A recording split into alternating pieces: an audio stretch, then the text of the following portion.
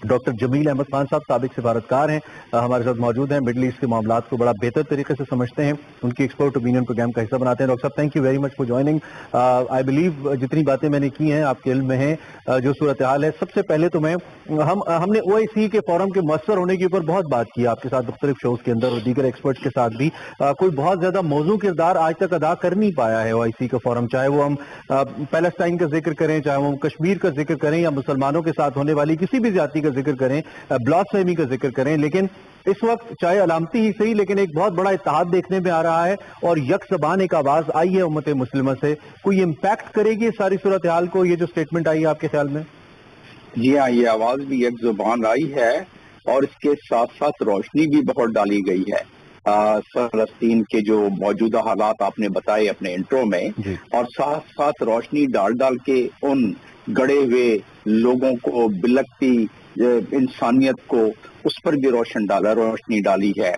وہ بھوکے پیاسے ہتھیار کے طور پر بھوک اور پیاس کو استعمال کیا جا رہا ہے، اس پر بھی روشنی ڈالی ہے، اور اس پر بھی روشنی ڈالی ہے کہ آپ نے خود بتایا کہ تقریباً 11,500 افراد کو شہید کر دیا گیا ہے، جس میں سے 50% زیادہ بچے اور بوڑھے اور اس میں عورتیں ہیں۔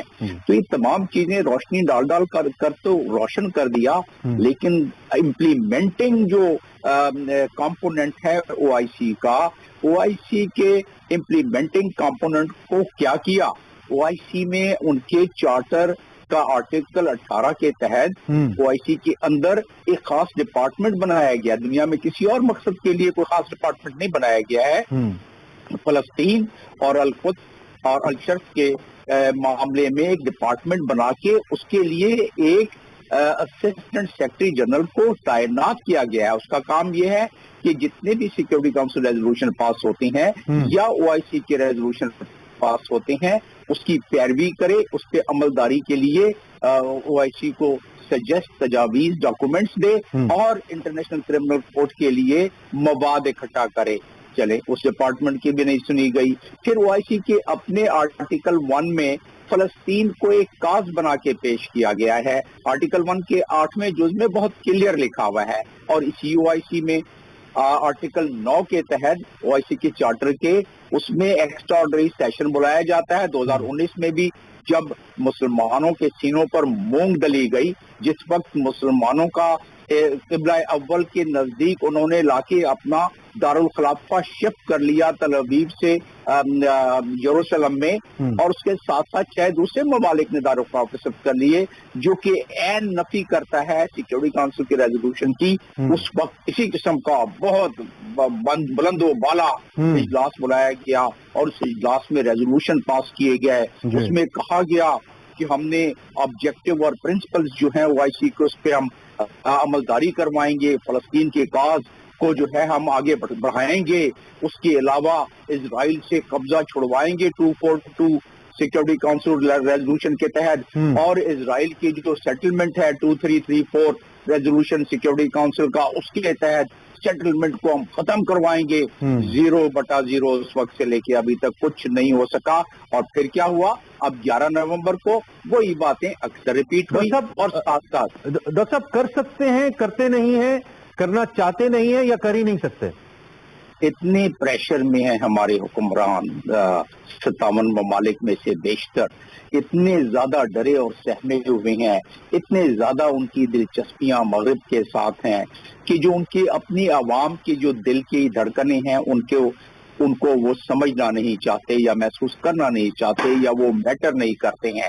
دیکھیں، میں کوئی اور چیز سجیسٹ نہیں کر رہا ہوں، نہ ہی میں یہ سجیسٹ کر رہا ہوں جو کہ امریکہ نے اور 60 دوسرے ممالک نے ہمارے پاس مجاہدین بھیج کے اور افغانستان میں لڑوا دیا اور بے یارو مددگار چھوڑ کے چلے گئے، جو کہ ہلری کلنٹن بھی کہتی ہیں۔ میں اس کی بات نہیں کر رہا ہوں، میں بات کر رہا ہوں کہ جو انٹرنیشنل قانون کے مطابق جب الجائر نے اور جب لبنان نے اور چند ممالک نے جب یہ سجیسٹ کیا کہ بھائی آپ ان کا بائیکاٹ تو کر دو، 57 ممالک کے سربراہان، اس کی مخالفت آ گئی۔ 4 ممالک نے اس کی اندر سے جو لیک ہوئی ہے بات، اور اس پہ کہتے ہیں کہ نہیں، اس کی بائیکاٹ نہیں کر سکتے، چلیے نہیں کرتے۔ پھر انہوں نے کہا کہ چلیں آپ کے اوپر فضائی جو راستے ہیں وہ بند کر دو، جو ہتھیار لے کے جا رہے ہیں جہاز ان کو روک دو۔ انہوں نے اس پر بھی اتفاق نہیں کیا۔ تو یہ تمام یہ جو بڑی باتیں جو تھیں، اور پھر کہا گیا کہ بھائی انٹرنیشنل کرمنل کورٹ کے لیے یہ کیس ریفر کر دو. دیکھیں انٹرنیشنل کرمنل کورٹ میں ریفر کرنے کا کیس 3 طریقہ کار ہیں. پہلا یہ کہ کوئی بھی کنٹری جو ہے ممبر اور نان ممبر شواہد کے ساتھ بھیج دے کیس انٹرنیشنل کرمنل کورٹ کو. دوسرا یہ ہے کہ گروپ کی شکل میں، یعنی کہ جیسے OIC ہے جو کہ بنائی گئی ہے اقوام متحدہ کے چارٹر کے مطابق، OIC اگر ایز اے گروپ کو بھیجتی ہے کہ یہ وار کرائم بنتا ہے، ایویڈنس تو ساری دنیا دیکھ رہی ہے، وہ بھی نہیں کیا. پھر ہم یہ سمجھیں، ایک تو آپ نے ان ممالک کو بہت اچھے طریقے سے آپ نے ان کی قیادت کے اوپر بات کی، ایکسپوز ہو رہے ہیں. کچھ ممالک میں تو ڈیموکریسی ہے ہی نہیں، لیکن کچھ ممالک ان 57 میں سے ڈیموکریسی کا پرچار کرتے ہیں. I want name any one, ہمارے سارے دوست ہیں مسلم ممالک، لیکن اب مجھے لگتا ہے کہ وہی دوست ہے جس کے پاس کہتے ہیں نا کہ جدے کملے بھی سیانے، جس کے پاس پیسہ ہے، جس کے پاس وسائل ہیں، اس ملک کے سب دوست ہیں، ادروائز کسی کا کوئی دوست نہیں ہے. لیکن دوسری جانب میں آپ کی توجہ ویسٹرن کنٹریز کی طرف دلانا چاہتا ہوں. ان کے بھی کل لندن میں بہت بڑا مظاہرہ ہوا. اس کے پہلے ہم نے ٹائم اسکوائر پہ دیکھا، واشنگٹن کے اندر لوگ نکلے، پوری دنیا کے اندر لوگ یورپ کے اندر نکل رہے ہیں. تو وہاں کی بھی جو رولنگ ایلیٹ ہے یا جو رولنگ کمیونٹی ہے وہ سننے کو تیار نہیں ہے اپنی عوام کی آواز کو، جس جانب آپ نے اشارہ کیا. تو should be take the meaning کہ دنیا میں کہیں اس وقت ڈیموکریسی ایگزسٹ ہی نہیں کر رہی، یا اگر ایگزسٹ کر رہی ہے تو وہ صرف انٹائر مسلم ڈیموکریسیز ہیں اور کوئی پرو ہیومینٹی ڈیموکریسی کہیں ایگزسٹ نہیں کرے. ہم یہ سمجھیں. آپ کے ناظرین جاننا چاہیں گے کہ ایسا کیوں ہے. دو چیزیں میں بتاتا چلوں. ایسا اس لیے ہے کہ جب عراق پر چڑھائی کی گئی اس وقت بھی تو ملین سے زیادہ کے مارچ انہی شہروں میں نکلے جہاں اب یہ ملین مارچ سے زیادہ نکل رہی ہیں. اس کا تھوڑا بہت تو فرق پڑا ہے، اور اس پہ الیکشن پہ فرق پڑے گا امریکہ کے، اس پہ باقی ممالک کے الیکشن پہ فرق پڑے گا، کیونکہ عوام کی آواز بڑی ہی بلند و بالا جا رہی ہے اور پبلک پریشر پڑ رہا ہے، باٹمز اپ پریشر پڑ رہا ہے. لیکن یہ کیوں نہیں کرتے حکمران؟ یہ تو بڑا سمجھنا ضروری ہے. ان حکمرانوں کا امریکہ میں، UK میں، اور یہ جو باقی 3 ہمارے پرماننٹ ممبر ہیں سیکیورٹی کاؤنسل کے، ان تینوں میں ایسے تانے مانے بول دیے گئے ہیں. صہیونیت کی جو تحریک وجود میں آئی تھی 1897 میں سوئٹزرلینڈ میں میٹنگ کے بعد، اس کے بعد فائنینشل سائٹ پر، میڈیا سائٹ پر، سرکاری اداروں میں اور پارلیمنٹ، ان کے جو پارلیمنٹس ہیں ان میں اس طریقے سے تانے بانے اور جال بن دیے گئے ہیں کہ اس کی وجہ سے یہ حکمران اپنے فیصلے کرنے میں بڑی ہچکچاہٹ کیا بلکہ مجبوری محسوس کرتے ہیں کہ نہیں کریں. آخری چلتے میں آپ کو بتا دوں کہ جب امریکہ میں الیکشن ہوتا ہے تو ایک فارم لے کے آ جاتی ہے یہ سعودی تحریک کے لوگ، کہتے ہیں اس پہ سائن کر دو.